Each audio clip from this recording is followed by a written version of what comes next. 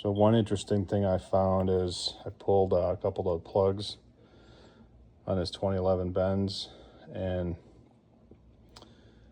the gap looked wide to me, so I checked and it's like over 50,000, supposed to be 32, I believe.